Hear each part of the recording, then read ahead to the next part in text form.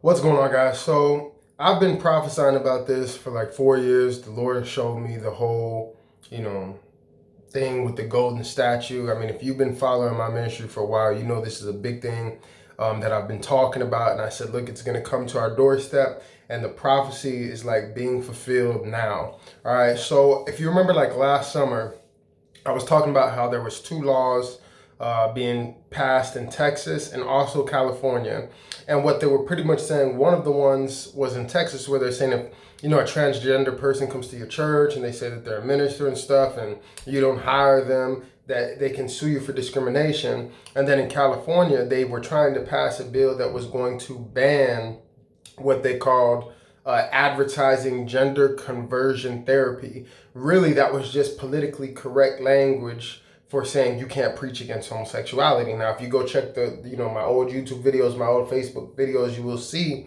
that I was prophesying that way back when. Now, within the last week, California and Texas have become bold, and they're trying to pass laws where they're saying straight up that you cannot call homosexuality a sin, and they're targeting preachers. You can look it up. I think Fox News reported it, California and Texas. And it's not all banning gender conversion therapy or the advertisement of it. It's straight up going against preachers, telling them to embrace this ideology because it's demoralizing, and it's not. There's pretty much saying it's not acceptable to call it a sin, right? And I've been saying this for 4 or 5 years. The Lord gave me a vision with a golden statue, and that there was going to be a sound to bow down.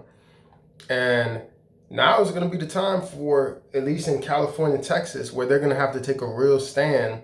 And if the legislation does get passed, which I don't think it necessarily will just yet, but they're definitely testing it. They're definitely pressing for it. But if that legislation does get passed, the persecution is here.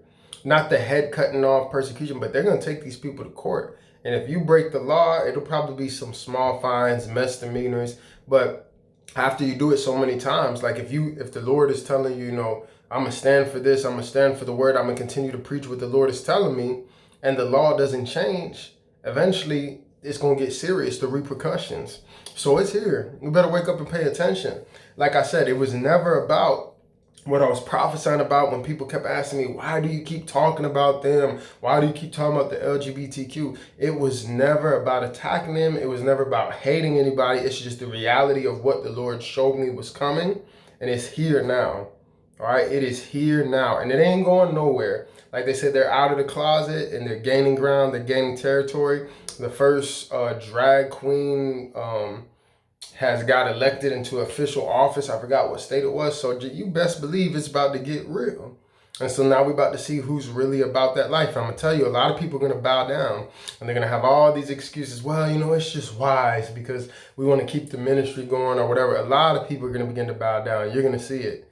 And so you're going to see a lot of compromise and complacency, which we've already seen just from peer pressure, just from people wanting a big congregation, just because people don't want to mess up any ties or doors or opportunities. And now if they start putting this legislation into effect, you're going to see it. You can look it up. Fox News, Texas, California. It's a real legit thing, man. So y'all better wake up. Y'all better pay attention.